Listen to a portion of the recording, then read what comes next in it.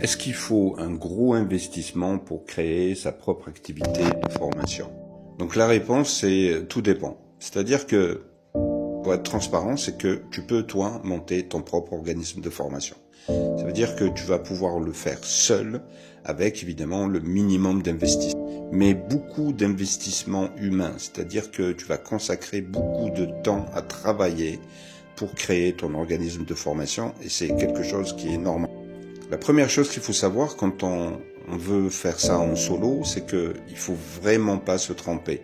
C'est-à-dire qu'il faut vraiment faire un travail de recherche, d'analyse pour construire ton propre organisme de formation. Donc il faut avoir des notions en formation, en ingénierie de formation, maîtriser les procédures réglementaires en termes de formation. Ok, tout ça, tu peux le faire, il n'y a pas de souci. En termes d'investissement, évidemment, il y a la déclaration de ton entreprise, il y a ta demande de NDA, évidemment, surtout la préparation de ton Calliope, et enfin, faire le point surtout sur le produit ou de formation que tu veux vendre. Et ça, c'est un point très important aujourd'hui sur le marché de la formation. Pourquoi?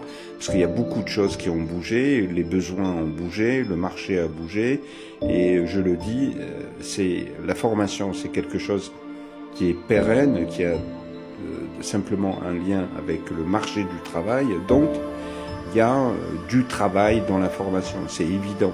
Donc ça, c'est une chose si tu veux faire les choses seul. Le deuxième point, c'est que, honnêtement, il est conseillé d'être accompagné. Pourquoi accompagné? Parce que il y a tout un travail d'analyse à faire. Je vois que la plupart des accompagnements, c'est que on va bloquer sur la demande d'NDA, où il faut préparer Calliope, évidemment Calliope. Pourquoi? Parce que ça va permettre à tes futurs clients de financer leur propre formation, mais en définitive, c'est une grave erreur. Pourquoi c'est une grave erreur?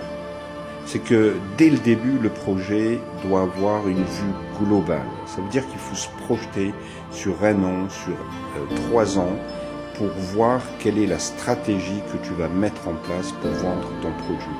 Bien sûr, je parle de produit ici, c'est la formation. Il faut voir ce que le marché a besoin. Et ça, c'est quelque chose de très important. Est-ce que tu vas vendre des titres professionnels ou des diplômes ou simplement des certifications?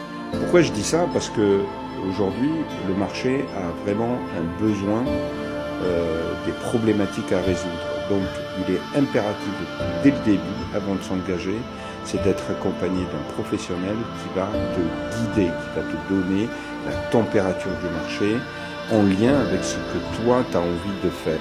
Et à partir de là, évidemment, là, il faut un investissement. Pourquoi?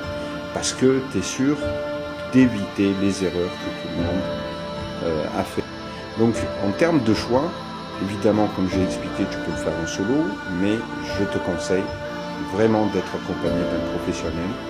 Et ça, je le fais moi-même. C'est-à-dire que je ne vais pas te former parce que j'ai pas de formation à te vendre et j'ai pas envie de te vendre de formation parce qu'on va te vendre des formations et en définitive tu vas pas bouger, ton projet va pas avancer et c'est pas ça que je veux.